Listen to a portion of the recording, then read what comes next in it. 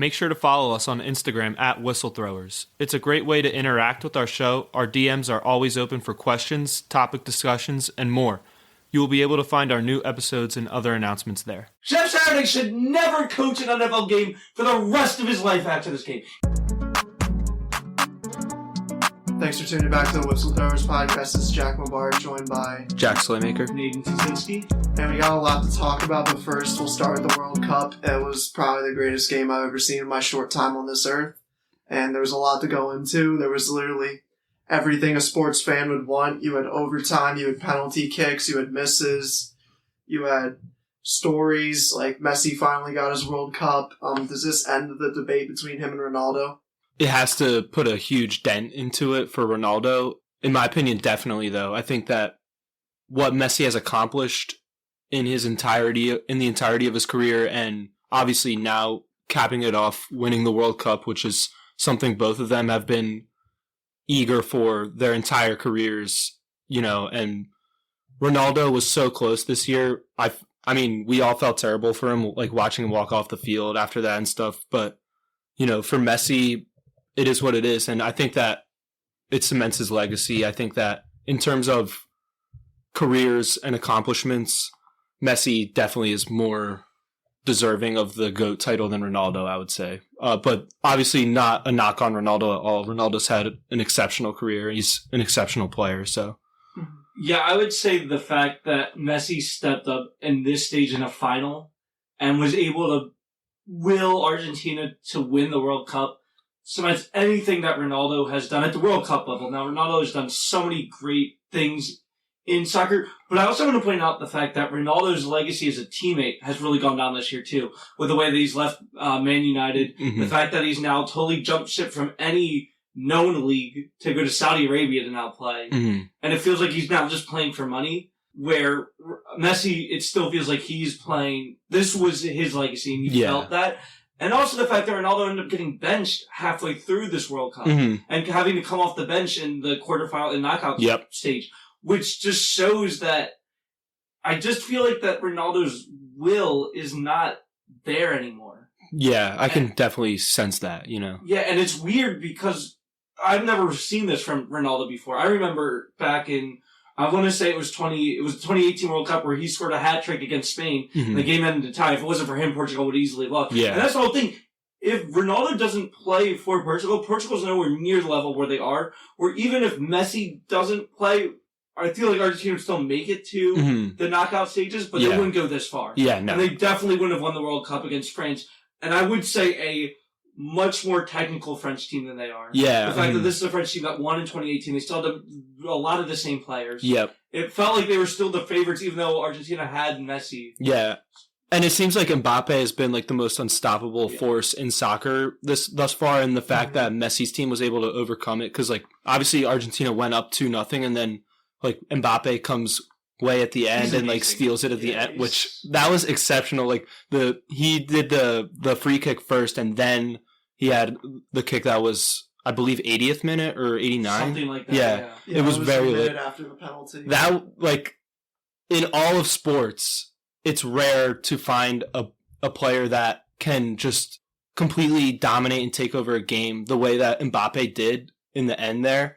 And again, that's any sport, any team sport, any individual sport. It's rare to see that. And the fact that Messi was able to lead his team over a force like Mbappe says a lot. And like what you said about Ronaldo, losing his will, and like he hasn't really shown the signs and qualities of a great teammate recently. Like I think that just strengthens Messi's case even more. And like it's kind of sad to see Ronaldo go down the path of like playing for money and not really playing with the passion and desire that like comes with winning a World Cup for your country. Like you could tell throughout the entirety of Messi's career, but especially this World Cup, that the weight was on his shoulders and he was not being pulled down by it. It was carrying him and like it was pushing him. And honestly, I'm really happy for Messi. I also just want to say Martinez's save on the 100 and it was the 120th minute. Yeah. It was literally the last possible chance that France had to win the game. That save right there it just, I can't even describe it. It was that amazing. Mm-hmm. Yeah. And they don't win. If he misses that save, they definitely lose. They lose 100%. Yeah, it might be, if it's not already the greatest save ever, it is in the top 3 easily in World Cup history. Yeah, and the fact that it was in that game makes it like that much more of a great save. This game just had everything. It had a comeback. It had great scoring. It had great goalkeeping. Mm-hmm. Yeah. Like, even though France lost, there was no reason for them or French fans to hold their heads low. Oh, no. They played an amazing game and a comeback in a game where Argentina, it just felt like that they had some other force behind them with the fact that it's Messi's last World Cup, the fact that they hadn't really ever come even that close to winning. Yeah. It just felt like that they were going to run away this game. So for France to come back the way they did, have all the young players they have, France is set up for a couple of World Cups to be a strong force. Oh, yeah.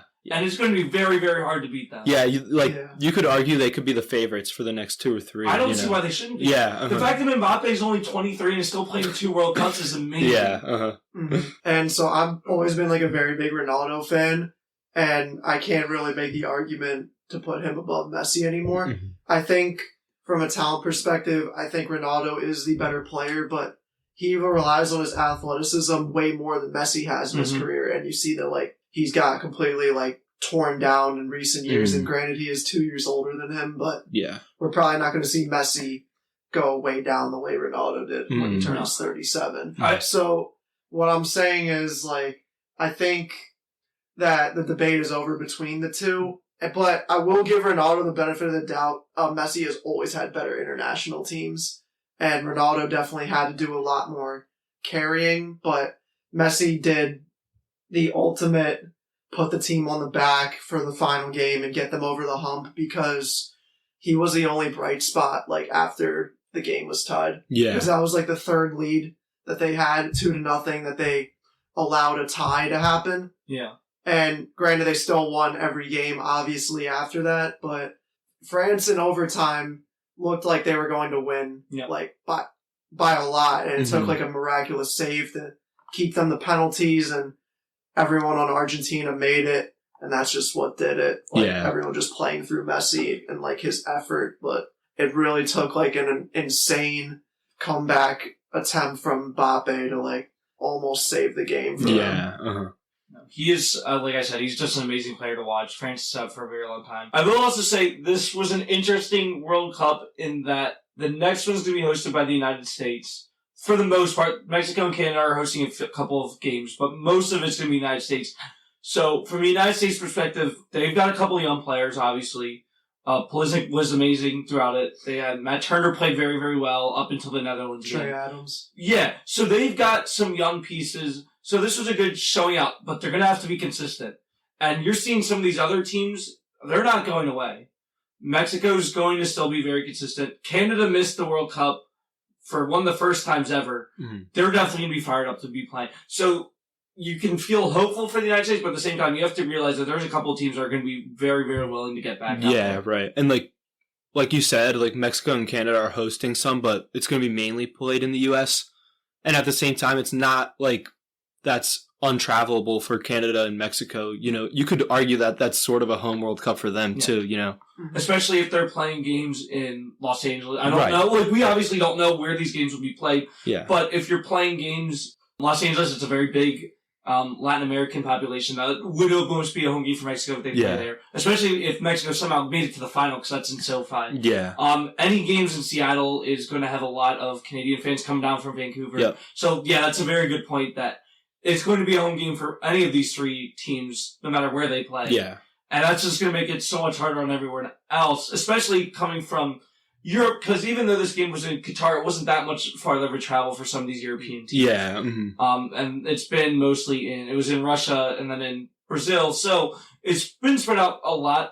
It's also going to be interesting to see now that this is more of a soccer-based tournament more than Qatar was, just because Qatar's never really hosted any sporting event like this, where the United States has hosted multiple Olympics, multiple World Cups, or at least one World Cup before. So this would be interesting to see more soccer fans that are more comfortable coming to this one than Qatar, or if Qatar was sort of had different aspects to it, so that'll be interesting. And I'm really excited for the next World Cup too, like from an American perspective, because it's so fun when everyone just gathers around one of our American teams, and then I want like Brazil to come up, and I want it like the Miracle on Ice, late 70s. So I do want to point out, from a Philadelphia perspective, 2026 is going to be amazing because, first of all, you've got the World Cup. There's going to be games at the lake. There's also the All-Star Game. And the reason the All-Star Game is going to be there is because it's the 250th anniversary of the Declaration of Independence. That's all the same summer. So Philadelphia is going to be absolutely packed that entire year, but especially in the summer. Yeah, and I've noticed a lot of the media at the national level has been like really drunk off the little success that the United States team has had. Oh, yeah. And I kind of want to push back on it a little bit, because if you look at the Netherlands game where we got knocked out, and you just look at how we were playing against them, like the United States, like it's really weird to say because like we have a lot of good athletes and like basically all the sports, but we really lack size on this team. Yeah, I can see that, like just looking at it. Yeah, and they were trying to play like the air game and like trying to get headers in against Netherlands when they have a 6'8" goalkeeper. They have Virgil van Dijk back there, and they kept on trying to get the ball in the air and get a set piece in for a header, but they're smaller than all that defensive back. Yeah. Like, you can't play that way against a bigger team.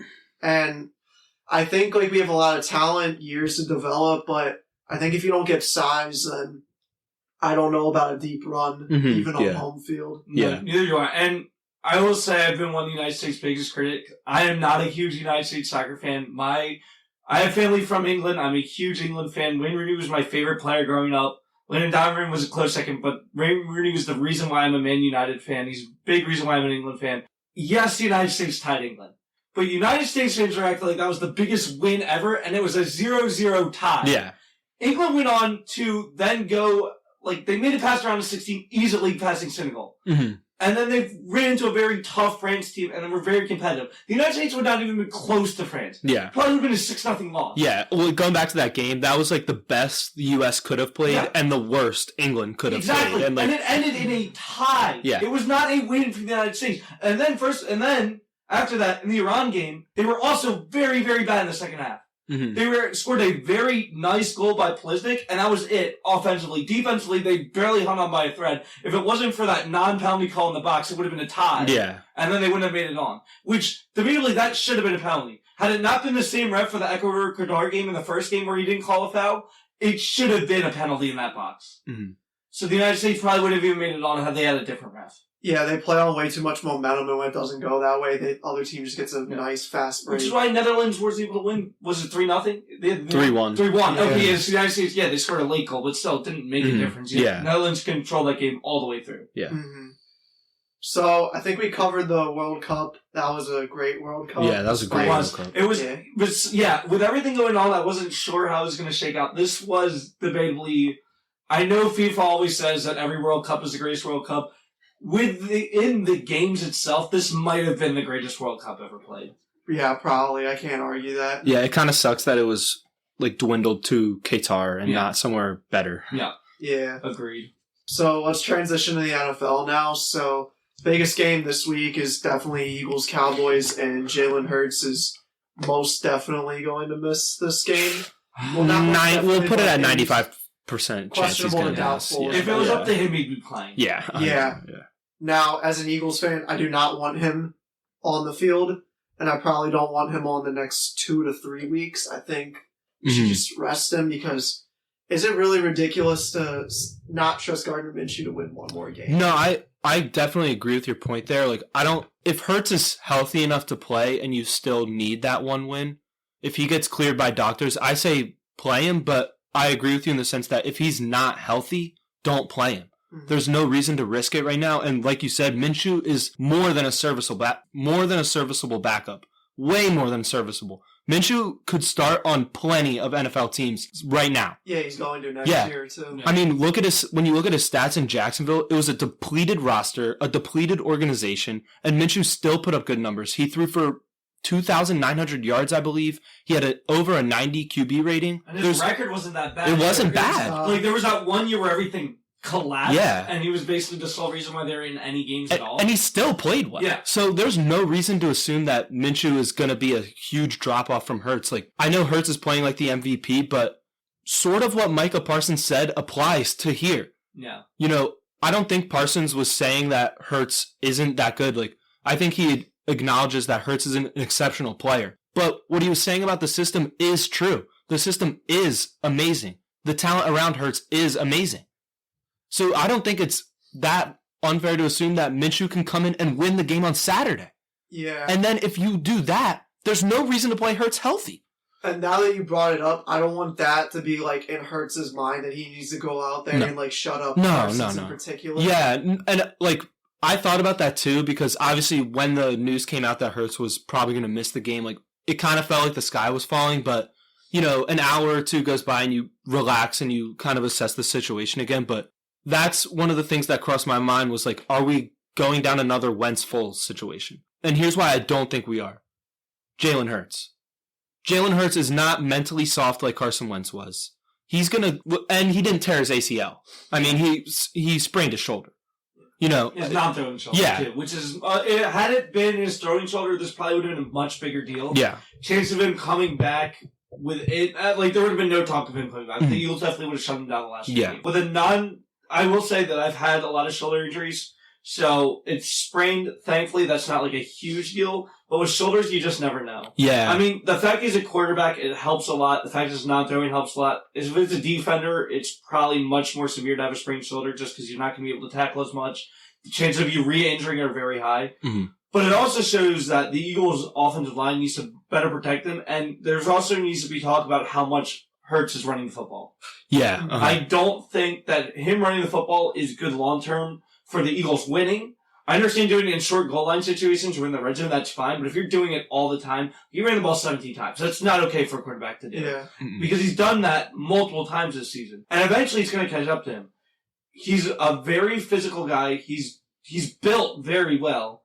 He's very mentally tough, like Jack brought up. But at a certain point, it might not be this year, it might not be next year, it might not be till 5 years, but at a certain point, it's going to catch up with him. Mm-hmm. And you can't have that as a guy that's clearly showing that he's capable of being the franchise quarterback. Yeah, right. And going back to what you said, like, the thing with Hurts is the running is so dynamic, you know? Like, it is. He's such a weapon, but, like, you are right. And it may be, like, this may not be right for me to say, but I'm going to say it because it's true. I mean, the fact of the matter is, when a star QB gets out of the pocket, defensive players are taking shots. Like, they're trying to hurt him. I don't want to say trying to hurt him necessarily, but they're trying to make him feel it. Yeah, because there's not many chances you have as a defender to get a free hit on a quarterback. Yeah. Especially a linebacker. Because defensive linemen, they can get tough hits, but with the way the quarterback's protected in the pocket now, the chance of you getting a brutal hit, sacky quarterback is just not high unless they're escaping the pocket. Exactly. I totally agree. Where once you escape the pocket, for Rush, I've even basically said that once you escape the pocket, you're a free runner. Yeah. You're going to be treated like a running back, not a quarterback. Mm-hmm. Yeah, and like, it's not really dirty either, because I'm not trying to say that people are trying to knock Hurts out of the game, but they are trying to make Hurts sore. They're trying to make him feel it so that later in the game, he's not what he was in the first quarter. Like that, and when you run him 17 times, which, like Aiden said, this has happened in multiple games. This is what you're risking. And Hurts is exceptional at protecting himself. He's probably, out of the 5 mobile QBs you think of when you think of mobile QBs or run-first QBs, Hurts is by far the best at protecting himself. Okay. By far. It's not even close. No. But 17 times is 17 times, and he can only protect himself so much. Yeah. And I hope there's not, pressure, building up to start him because we did not play well at all against the Bears last week. Yeah, but there were way more factors. Yeah, I want to break this down for a sec. Yes, the Bears are a terrible football team. However, every single game this season, pretty much, they played very, very well in the first half. This is just something they do. Had they got a more experienced team, had they had a better wide receiver core, this team could have easily made the playoffs. Yeah. Even with Justin Fields as your quarterback. Because Justin Fields, similar to what we're seeing with Trevor Lawrence, these young quarterbacks were not given successful head coaches to start their careers. And it's hindered their success. These are basically rookie seasons for both Trevor Lawrence and Justin Fields. Yeah. And they're playing much better than people thought they were going to after last year. Yeah. So these are very untalented teams, I would say. Jacksonville's a much more talented team than Chicago, but Chicago has put up very, very good first halves. It was also freezing cold for a quarterback that's played pretty much his entire career in the South, so he's never experienced anything like this, especially not Chicago. I don't care how cold it gets in Philly. Chicago's a completely different level. There was a couple other, the fact that the Bears' defensive line did very, very well at stopping Hurts from passing. This felt like a trap game, quote unquote. I don't really believe in the idea of trap games. Yeah. I think that every team is capable of beating anyone any given Sunday. Yes. However, there is certain games where you take a game off. Yeah. This is a game that the Eagles took a game off and they won. Yeah. Which still says to me that this is a good team. Because when you look at a team like the Cowboys, who took their week off, guess what happened? They ended up losing to Jacksonville because they built up a 27-10 lead and thought that was enough. Not against Jacksonville, especially this Jacksonville team. And again, the Bears are not as good as Jacksonville. Had the Eagles done this to Jacksonville now, they probably would have lost. Yeah, and going back to what you said with the Cowboys, and it felt like when they went up 27-10, they packed their bags and started heading to Dallas for Saturday. Here's my thought. And I said this earlier. I don't know if I said this on this podcast, but I definitely said it during the week. After Parsons said that, I said they were going to lose.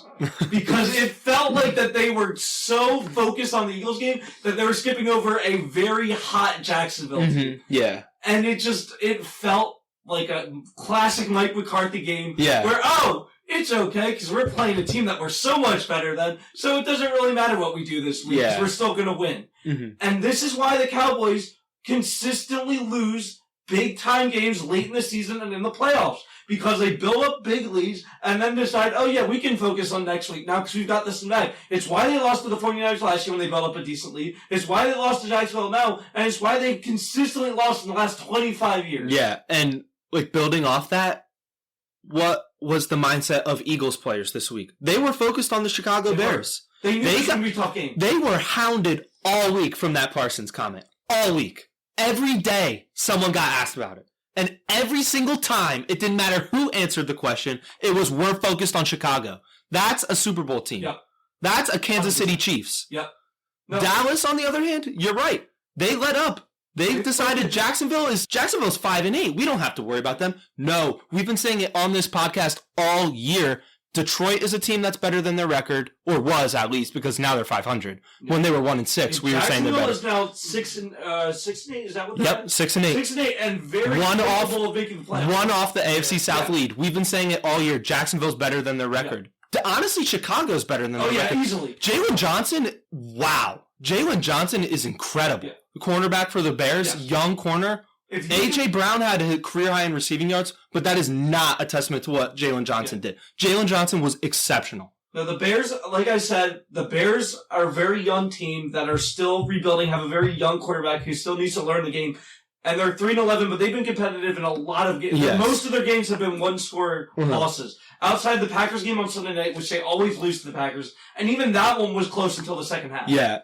So this is a team that is looking much better. They're much better than the record. And the fact the Eagles came away with a win tells me that the Eagles can do this where even when there's so many factors against them that they can win. And this is what I said, with great teams, you just find a way to win. Another team that found a way to win, I'm not going to say they're great anymore because they're not, is the Minnesota Vikings. This is a team that there's still so many questions around them that they're probably better than their record is. And yet they've won all these crazy miraculous games. When it goes down to the Buffalo game, they were able to win that one. Mm-hmm. When they went down 33-0 and had the biggest comeback in NFL history, that tells you that this is a team that even when things get so bad that you should probably just walk away and this isn't the time where you're down 33-0. It's okay to focus on next week. Mm-hmm, yeah. And yet they still found a way to win this game. No, this is not a Vikings team that will go very far in the playoffs. However, this is a team that could upset a team. Mm-hmm. It could be a team that does something like the Minneapolis Miracle, where they just find a way to win because that's what this team's built on. Yeah. Mm-hmm.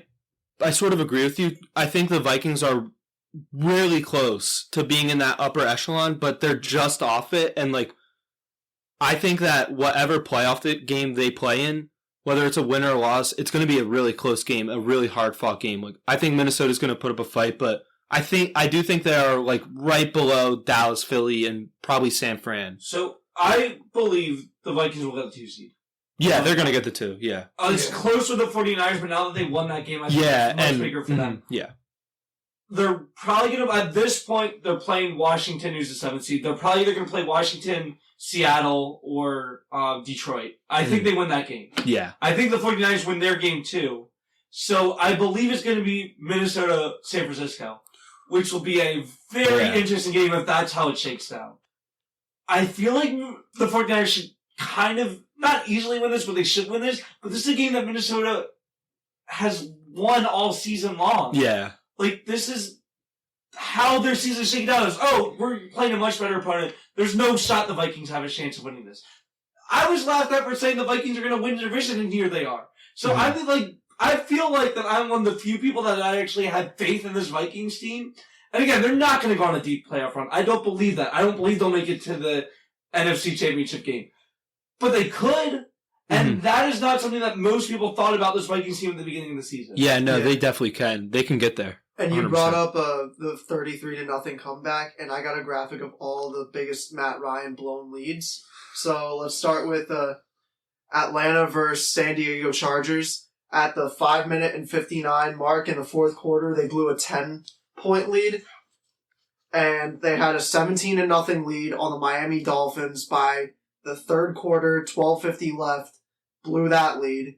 They had a 39-24 lead against the Dallas Cowboys with 4:57 left in the fourth, blew that lead. They had a 26-10 point lead against the Chicago Bears with Nick Foles masterclass, by the way. 6 minutes, 22 seconds left on the clock, blown lead. They had a 24-7 lead against the Buccaneers in the third quarter with 4 minutes and 35 seconds left, lost that game. We all know the Super Bowl, 28-3 against New England and Tom Brady with, in the third quarter, down to 2 minutes and 38 seconds, lost that game. And we just talked about 33-0, lost that lead. Can I just mention, though, that this loss, as much as it's on Matt Ryan, isn't actually on Matt Ryan. This is on having a high school coach now be a head coach in the NFL with absolutely no experience. Jeff Saturday should never coach an NFL game for the rest of his life after this game. He should immediately be fired. There is no reason for him to be on the coaching staff. Great, you beat the Raiders, who have another really bad coach in Josh McDaniels, who probably should never have a head coaching job after what happened to him. So the fact that you just have Jeff Saturday be like your head coach, and now this happens, the Colts have shown that they are one of the most dysfunctional franchises, which is surprising because Jim Irsay has consistently had much better teams than people thought they were going to be. And the thought for this Colts team for the past 3 years was once they got a quarterback, they'd be set. That they would make a Super Bowl run. And that's clearly not the case, especially now the fact that you hired this coach to lose this game. Yeah, it feels like they've been saying that for the last 4 years. We're a quarterback away. And it's just, honestly, it warms my heart that the Colts are in this position now because I was not a Carson Wentz hater, but when the time was up, I was ready to move on. I was ready to trade him. And they traded him, and I told Colts fans that March, you're not going to like it. And they told me they were going to the Super Bowl or the AFC Championship, all this, and we all saw what happened. We know. And I don't want to bag on Carson Wentz any more than I have to. But what really, really, really warms my heart is that they have digressed so far from Frank Reich. They let go and fired Frank Reich and hired, what Aiden put it perfectly, a high school football coach who wasn't even that good at high school football coaching. I don't even know what he did in high school. They didn't even really make state playoffs, which is ridiculous. So, there was a team, I'm trying to remember, UAB, University of Alabama, Birmingham, recently let go their interim head coach and hired Trent Dilfer, former quarterback in the NFL, won a Super Bowl with the Ravens, and was also a high school coach. He won 2 state championships at least, so at least there's something there that I could say. And it's also college. It's not him going straight to the NFL, doing absolutely nothing besides working the Colts organization. And again, if you wanted a former player to be your head coach, you have Reggie freaking Wayne on your sideline already as your wide receivers coach. Why not just go with him? At least he has a year of experience under his belt. And I don't even think they should have fired Frank Reich. No. And like you said, if you wanted the player, Reggie Wayne is right there for you in your building. Gus Bradley Bradley. And John Fox won a Super Bowl. He won a Super Bowl with Peyton Manning. Peyton Manning, who was playing pretty much with a broken arm the whole year. He was trash. And he won that Super Bowl. And Gus Bradley literally willed Jacksonville with Blake Bortles as his quarterback to an AFC championship. Oh my gosh. It seriously feels like Jim Irsay is actually drunk. Actually drunk every day. Because there's memes about it and everything. But I don't want to harp on that because that's a total person. Yeah. But dude, it feels like it, right? It feels like it. I will say at a certain point, you have to maybe just take a step back and reevaluate your entire organization. Yes. And if you have to do that in the middle of the season, so be it. Mm-hmm. But it feels like that Irsay reevaluated the entire team and was it feels like that he wanted to fire Frank Reich. And Saturday just happened to walk into his office while I was contemplating it. It's like, hey, you seem like a good fit for a head coach. Yeah. I don't understand. Yeah. And the fact that Saturday said that he wants to be in contention to be the head coach, absolutely not after this game. Yeah. No. There's no chance that he could be the head coach. No. And I want to move into the Buffalo-Miami game. This was arguably the second best game if it wasn't for that Colts collapse. Yeah. And I thought this game was going to be a lot worse than it was just for weather reasons, but the heated field came in clutch and they were able to have an actual ball game. Mm-hmm. And the final score was 32-29 Bills. We saw a Bills team that looked like they were back to their regular form, and we saw a Miami Dolphins team that was kind of looking like a sham earlier in the season, now getting exposed in the later half of the season against a formidable team. Looking at Josh Allen, he had 304 yards on 25 of 40 completion and 4 touchdowns, 0 interceptions. And of course, his receivers balled out. Dawson Knox leading the way with almost 100 receiving yards and a touchdown. Mm-hmm. Stephon Diggs doing Stephon Diggs things. Can we put Tua in the conversation with the rest of the elite quarterbacks? Not yet. But I do believe he's getting there.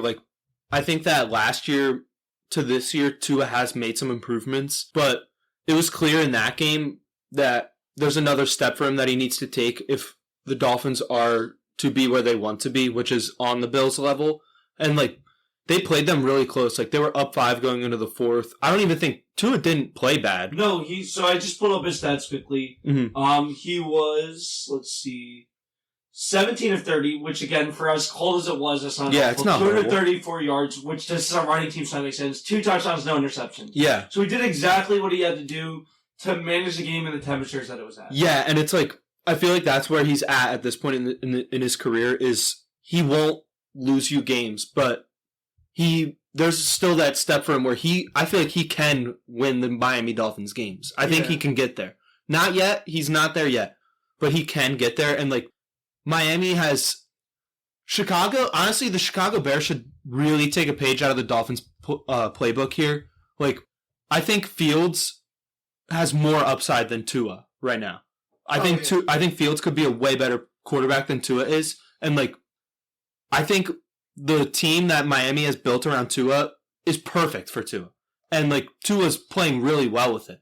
I think that next year you're going to see Tua take that step up and really come into his own and grow in the league and solidify himself in the top 10, I feel like. And I think that if the Bears sort of mimic what the Dolphins are doing, getting Fields an absolute stud receiver, paying that receiver, and really fortifying yourself on the defensive end, I think that we could see Fields in sort of the same progression as Tua soon. Yeah. So this Saturday was one of the first games this season that I saw him live. Mm-hmm. And I was watching it with Aiden. We were playing the poker, and I said this to him. I noticed that he kind of has a noodle arm in the same way that Carson Wentz does, where his throwing is 3 different motions. Where if you look like Aaron Rodgers, Patrick Mahomes, it's literally a dot, one motion. But it's like throwing a dart, kind of. It's just up to the ear and out. And I know you're saying Wentz. I remember I always used to say this. Wentz it's like a circle when he throws. It was like that, and I see that with Tua. He kind of does that. And Tua has the same form as Tebow. Yeah, and I'm just kind of seeing the trend between quarterbacks like that, and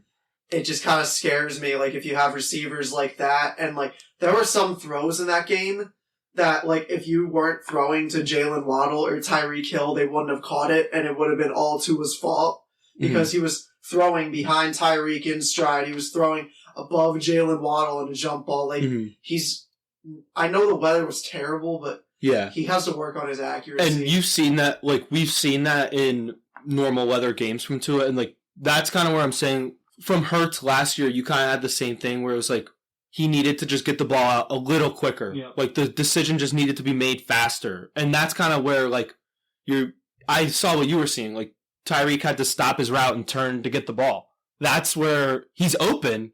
The decision just has to come a little quicker. Like, if you're throwing that half a second to a second earlier, he's running into it, you know? Yeah, I will say that Tua definitely has a lot to work on. But still, when you look at his stats at the baseline, they're very, very good. They're 3,000 passing yards, 24 touchdowns, only 5 interceptions. Yeah, and so these, like, he's definitely missing passes he should probably be making. Yeah. Especially with the weapons he has, it's probably saved him a lot. But that was the whole thing that the Dolphins did, was paying and drafting guys like that, Jack, you said, would fit the system and make Tua a better quarterback. This is what teams need to do. If you have quarterbacks that need to work on their skills, bringing guys to make them play better, and they'll play better. Yeah. I don't know what the deal is about teams getting these high draft pick rookie quarterbacks, putting nothing around them, and deciding that's how you're going to build your franchise for the first 3 years of having it. It absolutely hinders their progression. It's a big reason why you see a lot of quarterbacks that at least have some potential, maybe not Hall of Fame potential, but I would say that Mitchell Trubisky had more than being a backup role with some of the skills that he had until Chicago absolutely did nothing with him and basically totally destroyed him. And again, Trubisky's not a great quarterback. He's probably a middle-of-the-road average at best.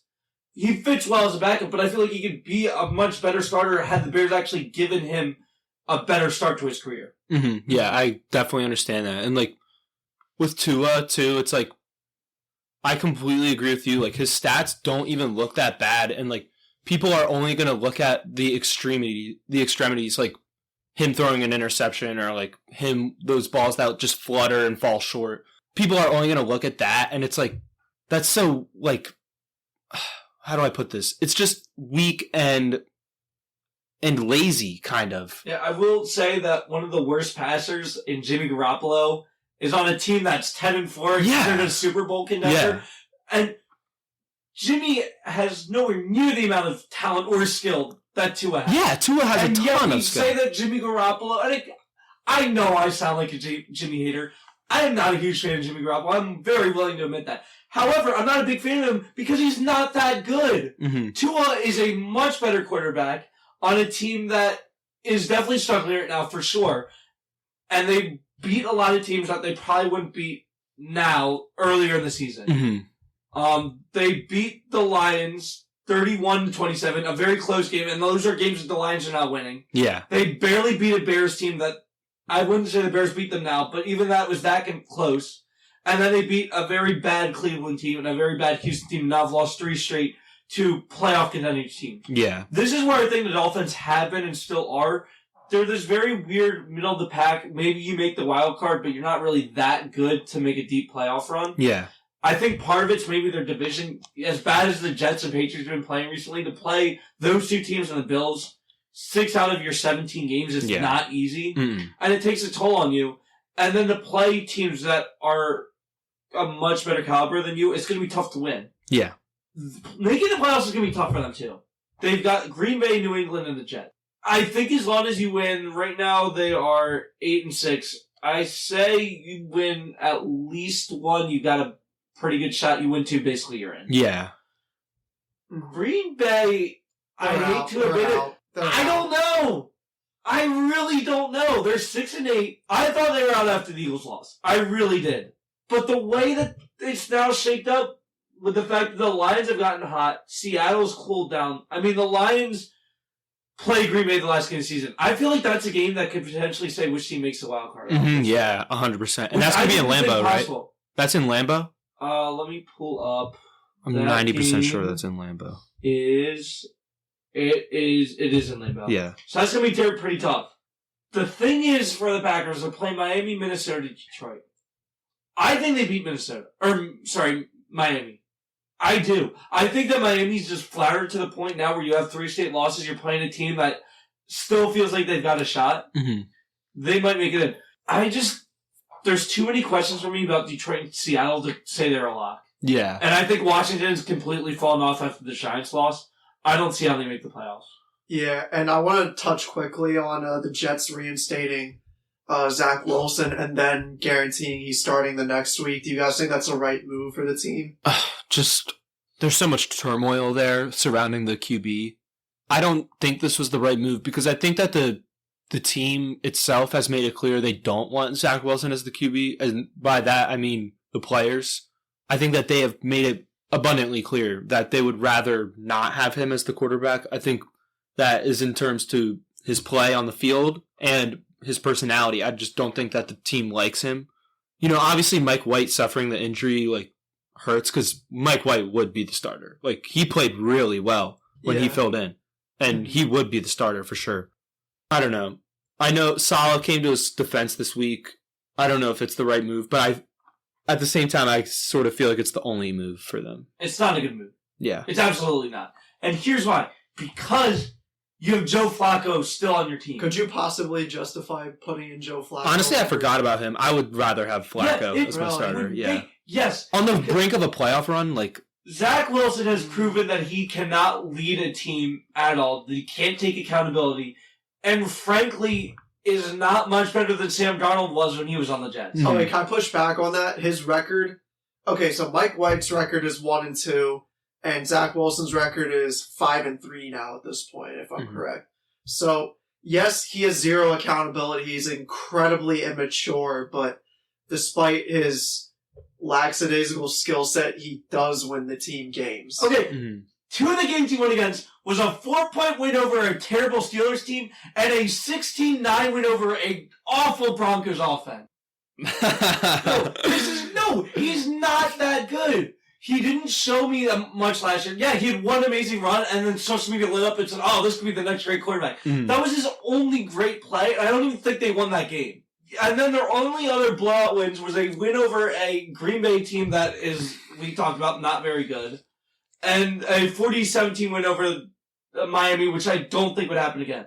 Their only win since then has been they did beat the Bills. I'll give them that. Yeah, that's a good one. Was that wasn't him, was it though? Who was the quarterback in that game? It was him, I think. It was. Okay. Yeah. So, cool. He has a great 3-point win, and then lost 10-3 after the bye week to New England. And then gets benched, and they go off against the Bears and win 31-10. Yeah. So, and then their losses with Mike White in have been to Minnesota and Buffalo, who are clearly much better caliber playoff teams than they are. And he didn't play bad. It wasn't him. He played well. The Jets are the most frustrating team in the NFL. Yeah. So you trade Wilson. I think he should be traded. What do you trade him for? I don't know. I think you need to get rid of him. I think you just need to get rid of him. The Texans are going to draft. Here's the thing. Every team that needs the quarterback pretty much is set up that they can draft one pretty early on. Besides the Saints, and I feel like the Saints are going to be gunning for trying to trade a pick. I could see them trying to go back to trade for the Eagles pick. Yeah. Especially if that ends up being pretty high. I think that there's a couple other teams that are seeded somewhat high that don't necessarily need a quarterback. I think the Steelers are one of those teams that might trade a pick. But most of the other ones are pretty high up. They're not going to be asking for Zach Wilson as your quarterback. And I think that he's going to have to go to Baker Mayfield, Sam Darnold, go to another team, fight out a job, and probably end up losing it and being a backup. That's what he's going to be fighting for a job. I don't know if it's going to be with the Jets, but I think he's going to find a new team and he'll be fighting for a job. Like Aiden said, sort of what Carolina was doing at the beginning of this year, which was pretty much just letting two washed QBs battle it out. You know what? There is one team you could go to. The Denver Broncos. Wilson to Wilson. That would be interesting. That's the only team I can think of that has a quarterback that you paid a lot of money for that has not paid out. I mean, Deshaun Watson, but we all knew that wasn't going to happen. I don't think you could sit Russell Wilson, though, if you're giving him $50 million. You can't. I mean, I don't know. No matter how bad he plays. Wait. What about, let's say Denver and New York trades, and they just switch, sort of. Obviously New York would have to move some money over, but, imagine that. That would destroy the team. Which one? Jets. You think so? What did he say? I think he traded for Tim Tebow? No, but honestly, it's I not think something they should do. I think if Wilson had a change of scenery, maybe my opinion on him would change. Russell Wilson, I'm saying. Mhm. I think if he had a change of scenery, like I could see him bouncing back. But I'm sort of in Aiden's boat with this one. Like Zach, I think the ship has sailed for Zach Wilson, I can't see. and it's just like he hasn't showed anything. Like for a guy like I always bring up Justin Fields because I think him and Wilson are on a comparable level where they were just on bad teams. And they're rookies with horrible situations and bad coaching or whatever. And honestly, Zach Wilson's situation has been 10 times better than Justin Fields. So much better. And Fields has showed way more. I think Fields is going to be a good quarterback, but Wilson has showed nothing. He's had a better... Robert Saleh is head and shoulders above Matt Eberflus.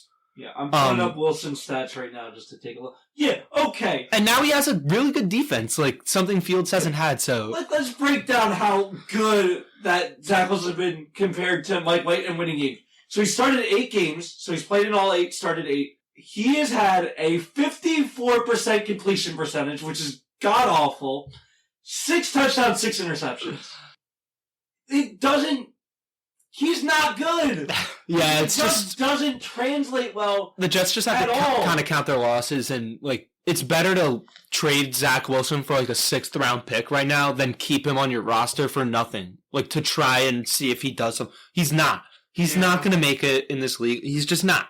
He's going to be a backup. He's a journeyman backup, and it's just better to count your losses at this point because hanging on to him is toxic. Like I said, I don't think the teammates like him. I don't think he has a personality for a leader.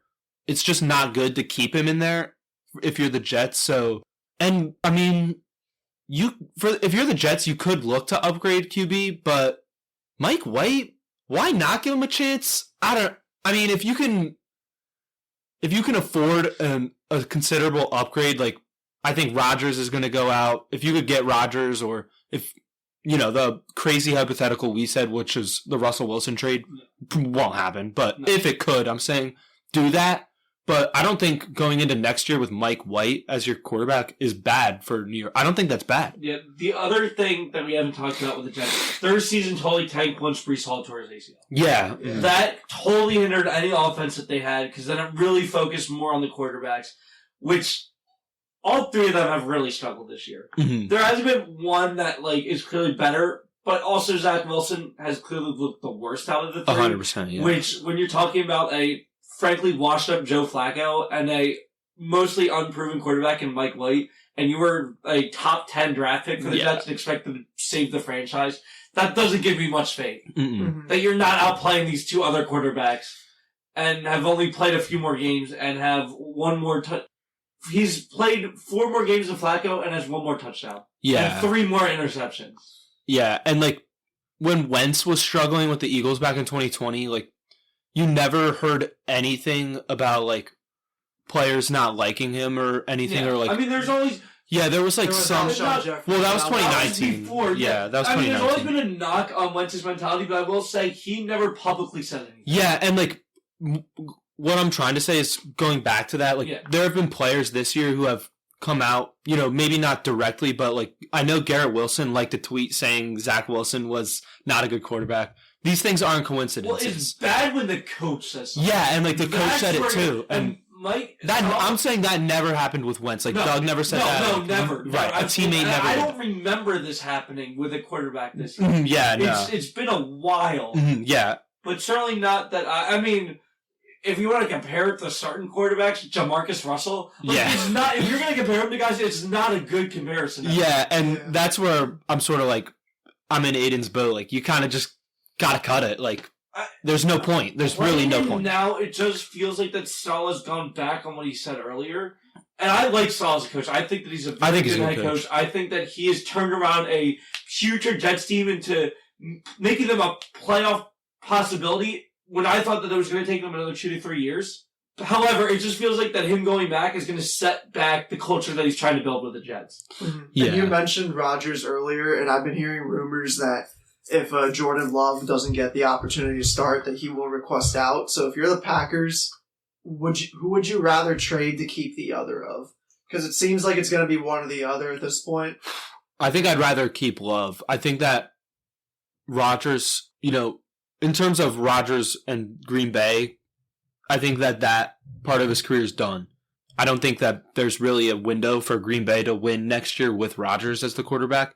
I think that if you're going to start moving along your franchise, it's time to make the move at quarterback. And Love hasn't showed anything, like literally nothing. He hasn't showed really much bad or good. And he was the 2020 draft class, right? Yes. With Lawrence and Wilson. So like, it's hard to think, but he's literally in the same class with Lawrence, Wilson, Herbert, Tua. Like, you kind of forget. Yeah. Yeah. And, think about how much Lawrence, Wilson, Tua, Herbert, Hurts, think about what they've showed. We can't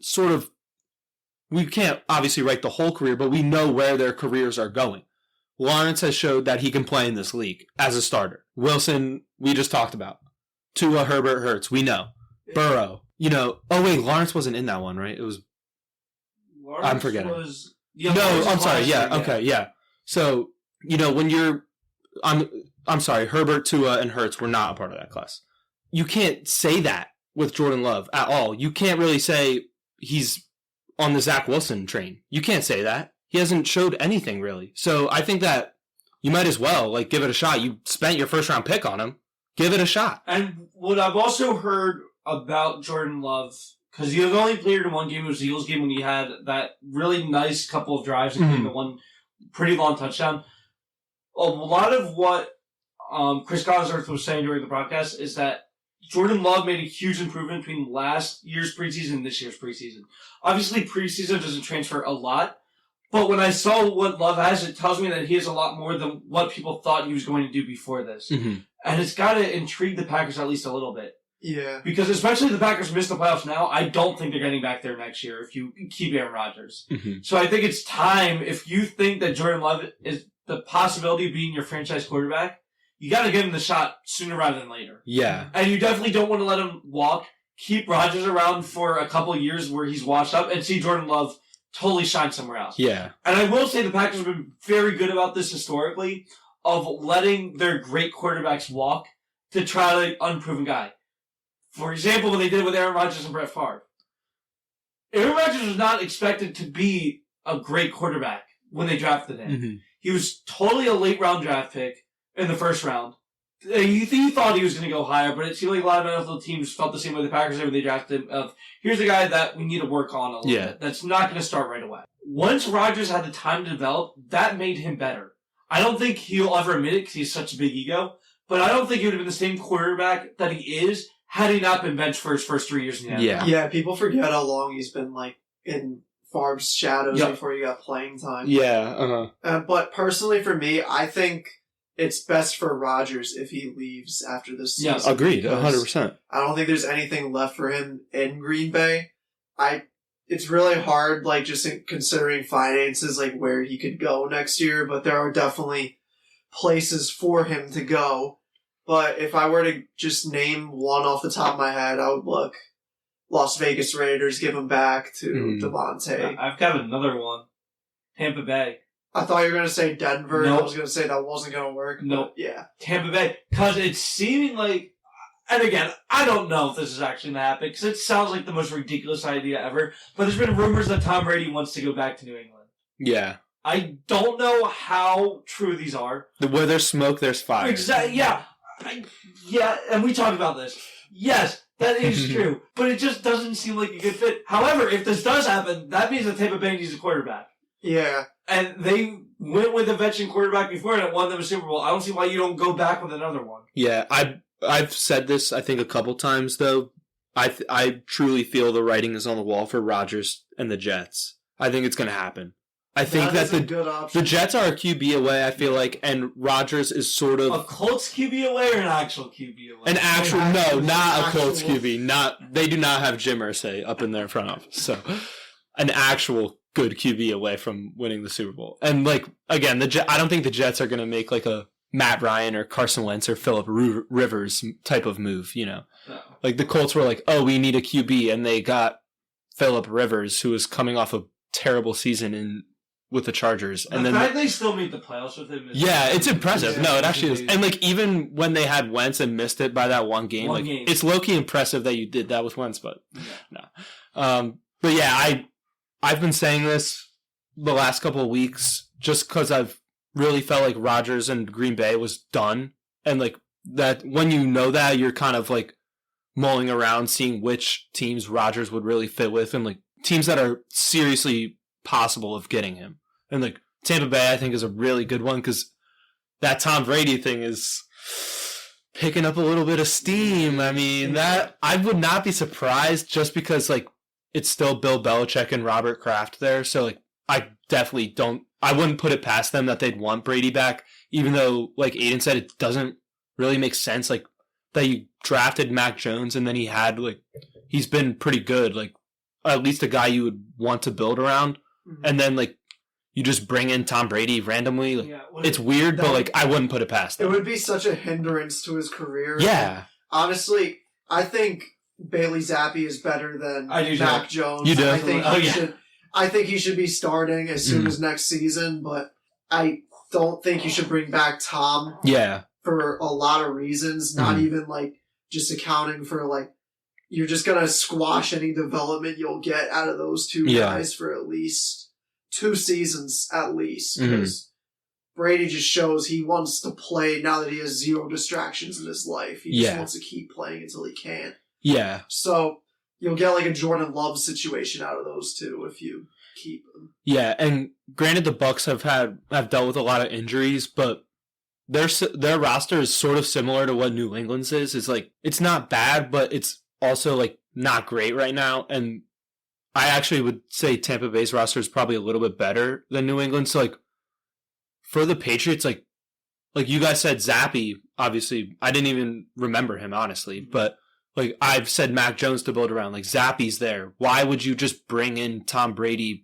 to make a completely lateral move for a roster that is not ready at all whatsoever? I disagree. I don't think Bill Belichick's ego would want him. No, that's not what I'm saying. I was just saying that they would want him back, like just because it's him and Robert Kraft. Yeah, I think like Bill's ego is just like way too big at this point of his career, and he doesn't want to. Oh, I'm sorry. All right, I understand what you're saying. Yeah, it would just bring up like a lot of like, oh, you can't win without Tom. Like he just doesn't want to end his career with that. Yeah, never hear the end. That's actually true. The part that I don't get, if they do this, is that Brady would only be there for what 1 to 2 years. Maybe? Yeah, it doesn't like. I just like okay. He played 3 years for Tampa Bay, and he's still for what we expect Tom Brady to be. This 3rd season does not look like the Tom Brady that we expect from him. He's not playing awful. But Tampa Bay is not winning because of him. Yeah. They're not losing because of him either, but when you get Tom Brady, you expect your team to be elevated because you have Tom Brady. Yeah. And that's not happening with the Buccaneers team. This might be the worst, this is the worst, record-wise, Tom Brady team that we've seen in a very long time. Yeah. If ever. Would this be the only time he's finished under 500 if it gets to that? Yeah. Wow.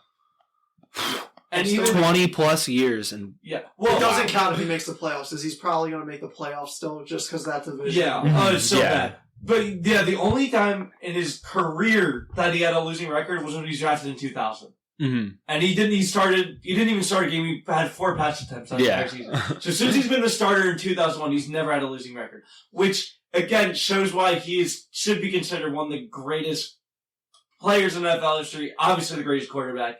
But top 3 greatest players. Just the fact that you could play that long and not have a losing record is amazing. Yeah, and the 7 rings on top of it. Yeah, exactly, yeah. Not even talking about the rings, but he's been amazing, but this would feel sort of like a weird part of his career to end. It would feel almost, not that this is even close to a similar comparison, but Jason Peters leading the Eagles, and then just like slowly bouncing around the league. It's sad to see Hall of Famers do that. Yeah. Because you don't need to do that to your career. Yeah, you really don't. And I understand the money aspect, but like, it was so sad for Peters. Like, it was so sad. He's still playing.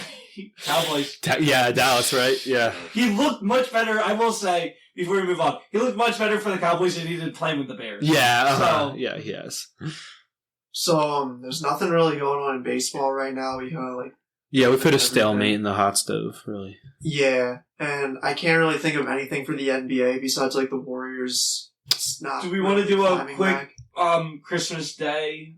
Oh yeah, and Yeah. maybe we should talk about Anthony Davis too, because it's kind of heartbreaking to see him like he was playing so well, and now he's going to miss 4 to 6 weeks with a foot injury. It's like he just always happens. He was playing so like that may have been the best he was playing in his career too. That like a stretch of 15 games where he was just going off, and like of course it's hindered now. Yeah, I didn't want to say it like when Aiden was like putting both of us on blast, but like.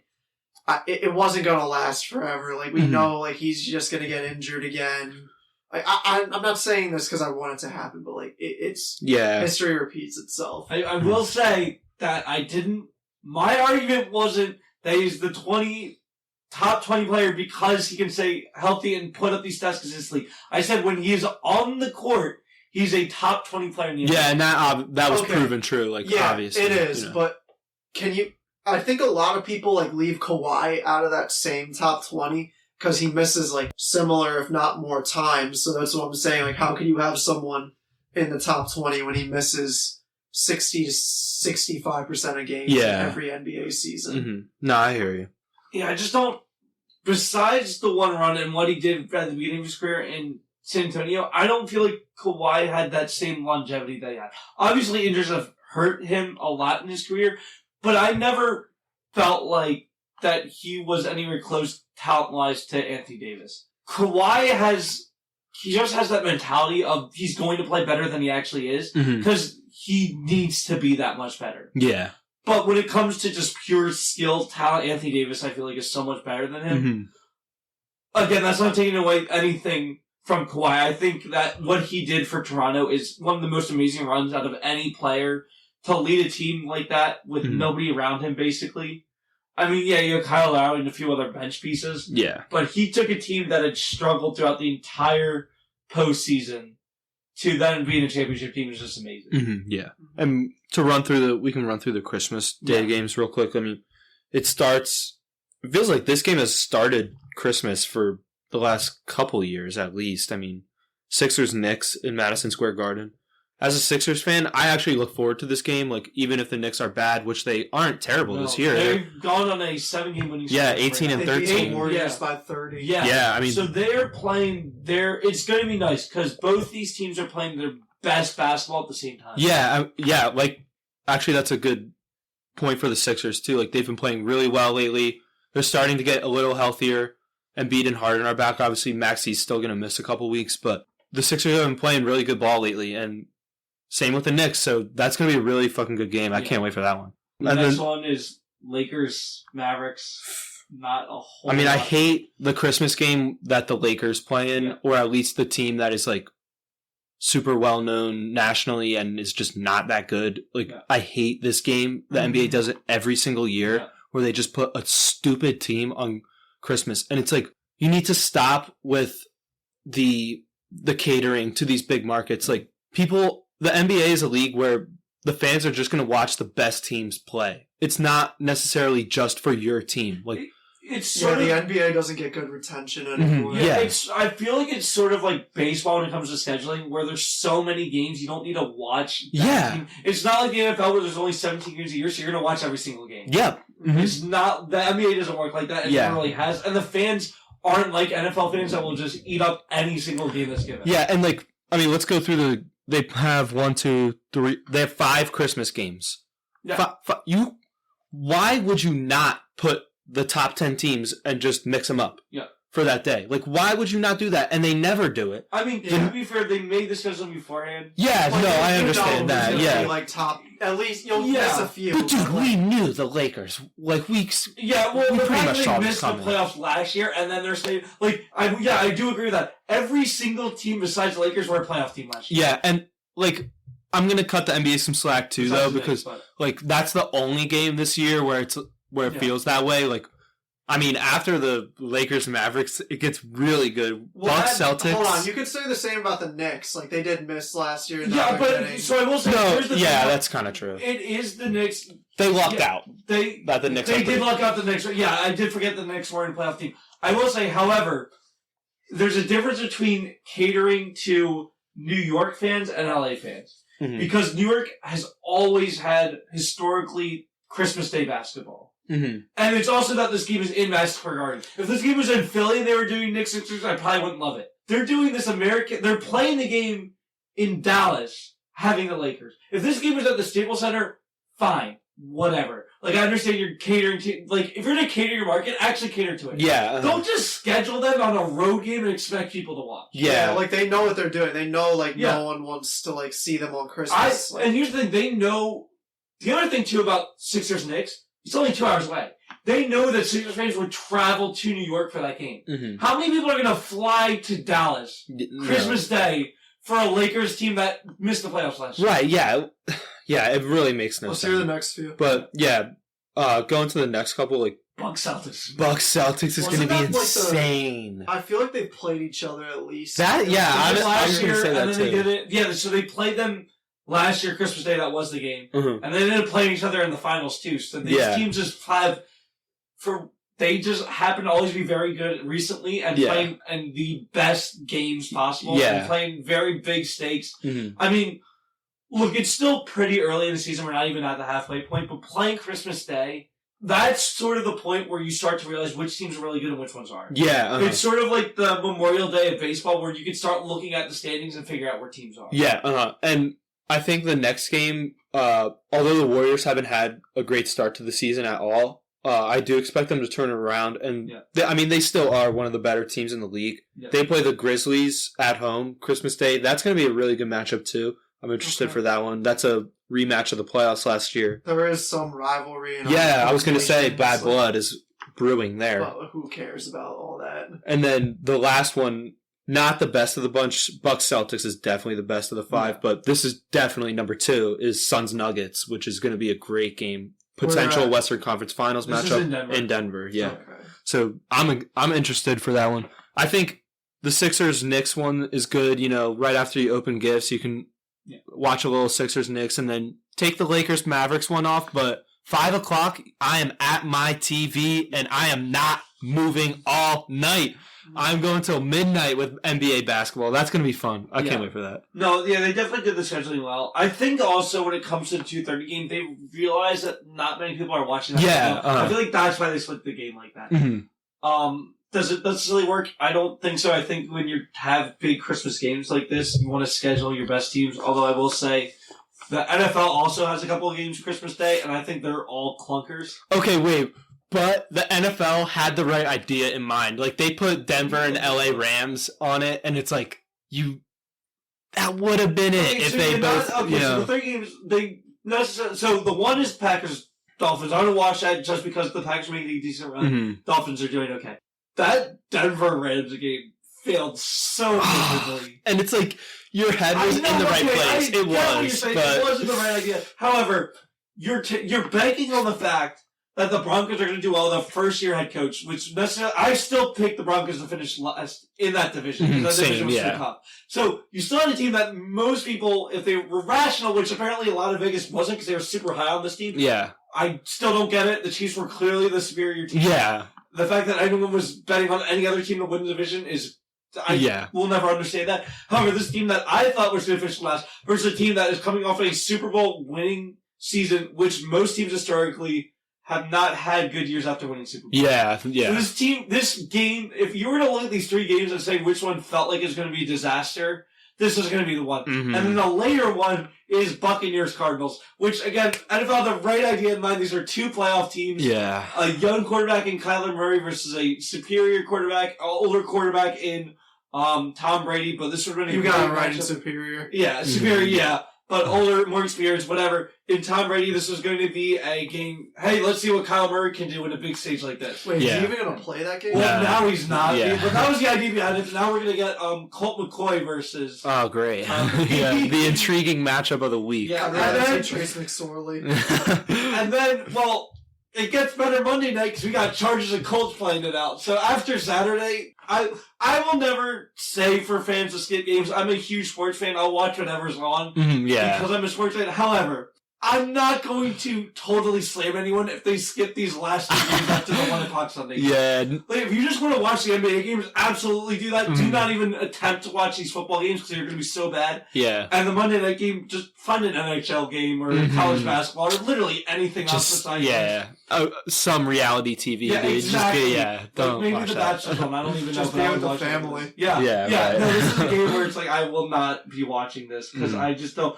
I love the fact that Chargers are playing well. I hope that they win this game. They should win this game. But there's no reason at all after watching that close game to watch anything that Jim Irsay or Jeff Saturday or anything that's close to There's no reason to. I'd rather watch paint dry than watch the Denver Rams game. I'm not watching that. No, It's going to be horrid. And did you see, like, 2 weeks ago, the NFL was making the Rams, like, offer their season ticket holders to, like, donate their seat to charity so that they want to fill the seats. I did see that. Because it's going to be, like, embarrassingly empty. Here's the thing. LA has struggled since the Rams moved there to get fans in the stadium. They should have never moved from San Diego to begin with. That is something that we need to touch on, like an entire episode. I will touch on how they messed that up. But you're never going to get that many fans to LA unless you were able to win, and even then it was going to be hard to get fans there. They're now terrible, and you have another terrible team coming, and Broncos fans are so loyal. Yeah. However, how many Broncos fans are going to make the trip from Denver to LA on Christmas Day for a game where both teams have already been eliminated in the playoffs? They're just not. And, like, oh my God. It was just a complete failure. And, we can, we nitpick the NBA for picking the Lakers.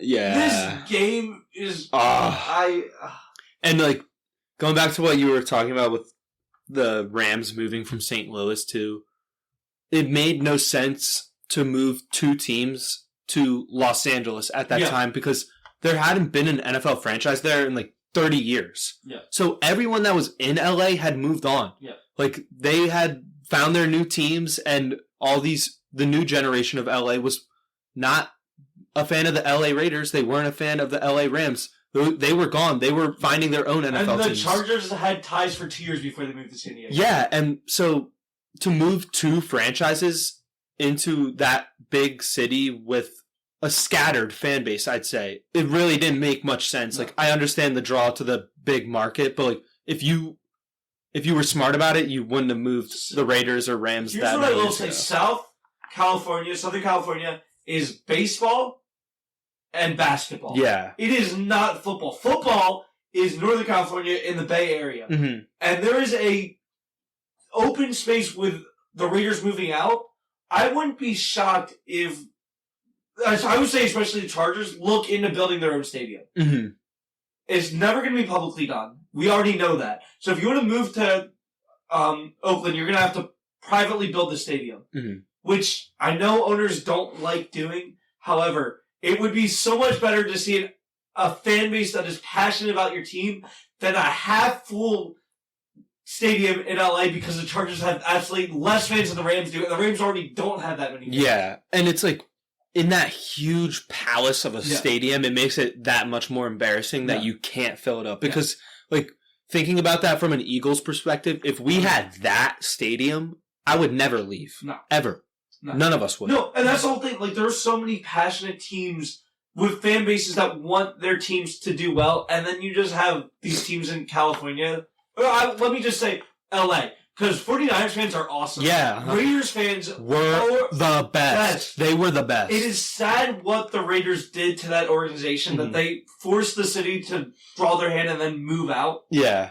That should have never been done. Yeah. But just going back to this game, it's going to be awful. Please watch the basketball you just said. Even if you don't like basketball, there's no reason to watch this football game. No. In fact, you should do this to protest the fact that the NFL allowed a team to move to LA that is awful and allowed a coach like Nathaniel Hackett to be there.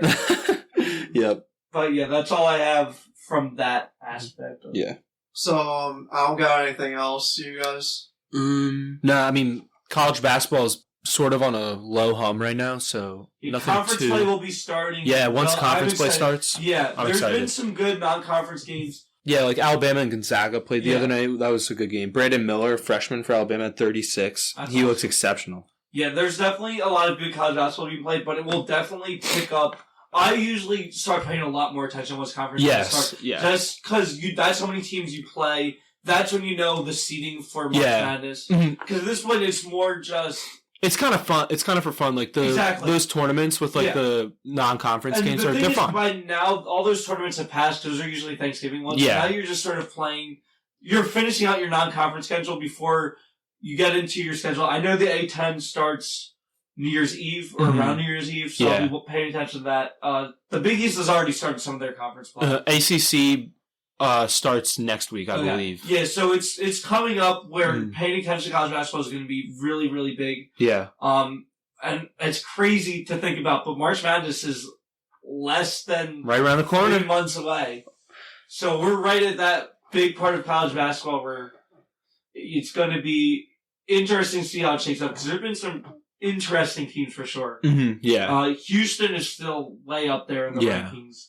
Yeah, it's just going to be interesting to see how it all shakes out with the conference. Yeah, and you know what? Actually, sort of a big story that happened in college basketball was Texas. Their head coach, Chris Beard, was arrested for apparently domestic violence or allegations. So, like, they were way up there. They were number 2, I think, when they came out, and then they lost, so they dropped a little bit, maybe. That's like a huge story because Texas is really looking to make a run. Yeah, and Texas has been really, really good, as has most of the Big 12. So now that's a huge storyline going into conference play. Yeah, Big 12 is tough. How you're going to play against teams like Baylor, who won last year. Yeah. And even TCU is pretty good, but that's not even mentioning Kansas, who had a great Final Four. Yeah. So it's going to be tough for them. These smaller conferences I love paying attention to. Just because no one really talks about them, but they're always the ones that make that. The A10 is really fun to me. I love the A10. I go to an A10 school, so I'm obviously biased there. But they added Loyola now, which is a huge addition for them. But it's going to be interesting to see how it all shakes up. Yeah. So I think that'll wrap it up for this week. Merry Christmas, enjoy the holidays, and we'll catch you next Saturday at 2 p.m. See ya.